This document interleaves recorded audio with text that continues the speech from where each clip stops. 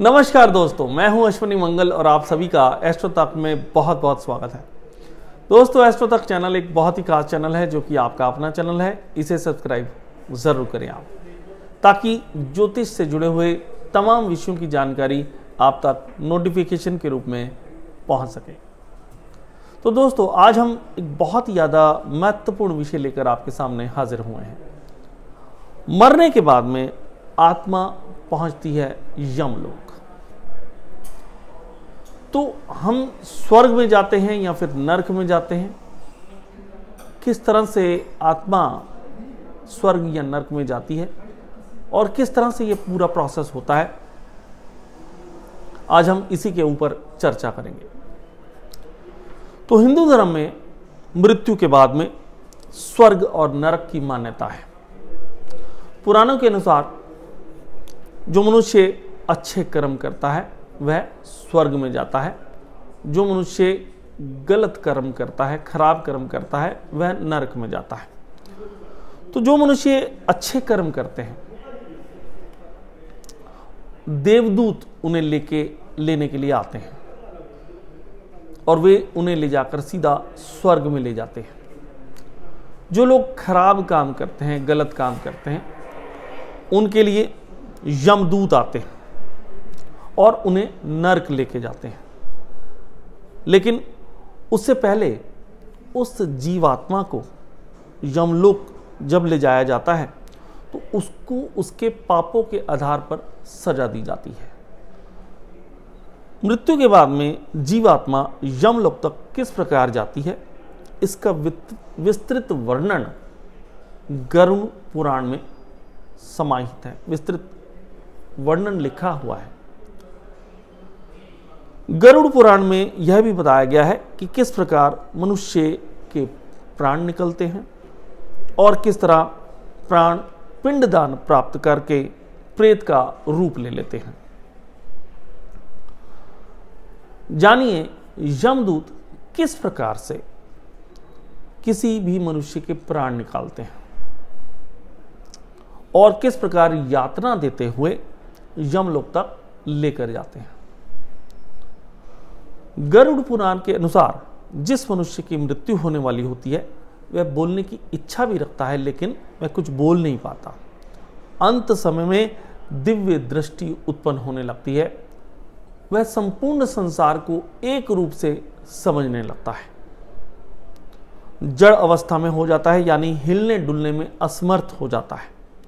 उसके बाद उसके मुंह से झाग निकलने लगती है और उसकी लार टपकने लगती है।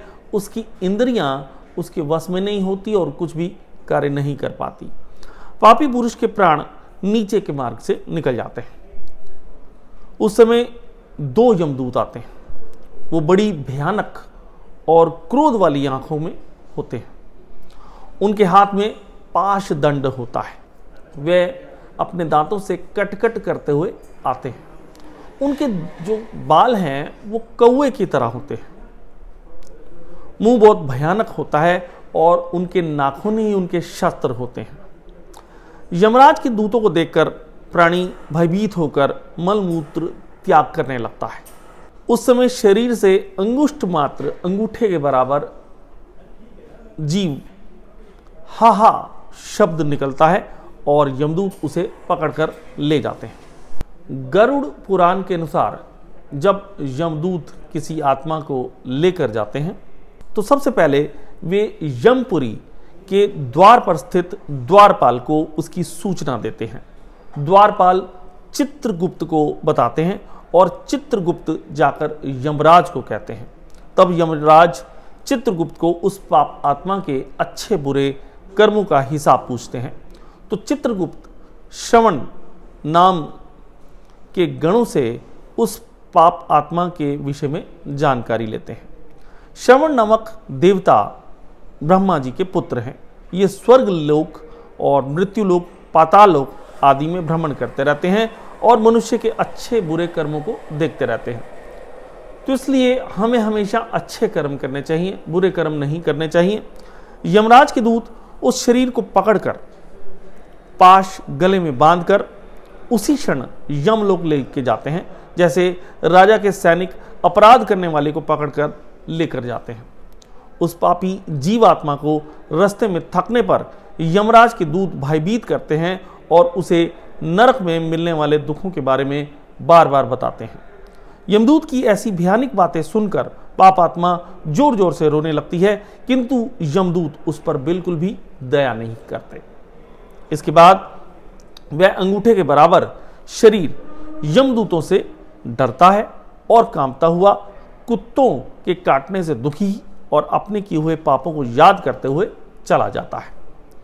आग की तरह गर्म हवा, गर्म बालू पर वह जीव चल नहीं पाता और भूख और प्यास से व्याकुल हो जाता है।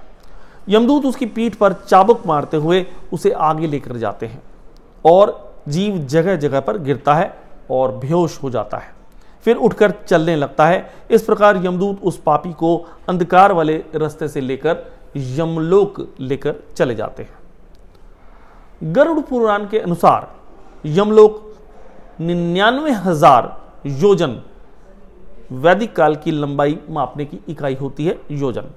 इस योजन के बराबर 4 कोस यानी 13 से 16 किलोमीटर तक का होता है। वहां यमदूत पापी जीव को थोड़ी ही देर में लेकर जाते हैं। इसके बाद यमदूत उसे भयानक यातना देते हैं। इसके बाद वह जीवात्मा यमराज की आज्ञा से यमदूतों के साथ पुनः अपने घर जाती है। घर आकर वह जीवात्मा अपने शरीर में पुनः प्रवेश करने की इच्छा करती है, परंतु यमदूत के बंधन से वह मुक्त नहीं हो पाती और भूख और प्यास के कारण रोती रहती है। पुत्र आदि जो पिंड और अंत समय में दान करते हैं, उससे भी प्राणी को तृप्ति नहीं होती, क्योंकि पापी पुरुषों को दान श्रद्धांजलि द्वारा तृप्ति नहीं मिलती।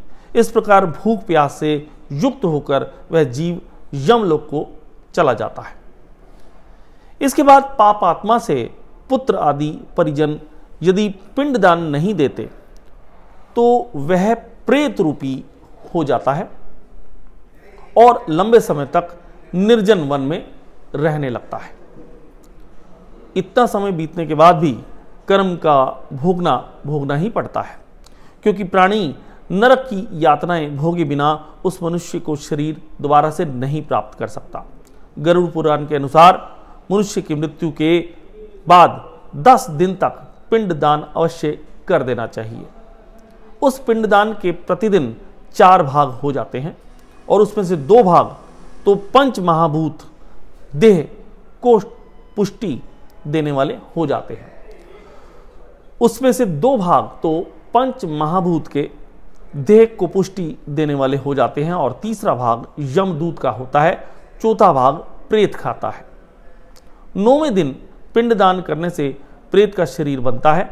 10वें दिन पिंडदान देने से उस शरीर को चलने की शक्ति प्राप्त होती है।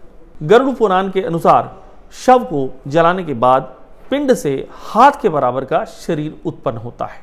वही यमलोक के मार्ग में शुभ और अशुभ फल को भोगता है। पहले दिन पिंडदान से मूर्धा शरीर अर्थात सिर, दूसरे दिन से गर्दन तथा कंधे, तीसरे दिन से हृदय, चौथे दिन के पिंड से पीठ और 5वें दिन से नाभि और 6ठे और 7वें दिन से कमर और नीचे का भाग, 8वें दिन से पैर और 9वें और 10वें दिन से भूख और प्यास आदि उत्पन्न होते हैं। यमदूतों द्वारा 13वें दिन प्रेत को बंदर की तरह पकड़कर लेकर जाया जाता है। इसके बाद वह प्रेत भूख प्यास से तड़पता हुआ यमलोक अकेला ही जाता है। यमलोक तक पहुंचने का रास्ता वितरणी नदी को छोड़कर 86,000 योजन है। उस मार्ग पर प्रेत प्रतिदिन 200 योजन तक चलता है। इस प्रकार वह 47 दिन तक लगातार चलकर यमलोक पहुंचता है। इस प्रकार मार्ग में 16 पुरियों को पार कर पापी जीव यमराज के घर जाता है। तो इस प्रकार बहुत ही मुश्किल रास्ते से होकर यमलोक जाना होता है।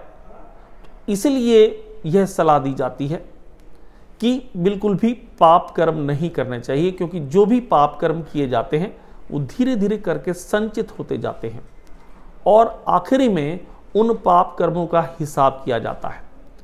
तो ये कलयुग चल रहा है और इस कलयुग में जो भी पाप किए जाते हैं उनका रिजल्ट उसी समय नहीं मिलता, लेकिन जो भी पाप किए जाते हैं उनका रिजल्ट जरूर मिलता है। तो हमें हमेशा अच्छे कर्म करने चाहिए ताकि अच्छे कर्मों के द्वारा हमें स्वर्ग की प्राप्ति हो सके। तो दोस्तों आज के लिए इतना ही, फिर मुलाकात होगी। नमस्कार।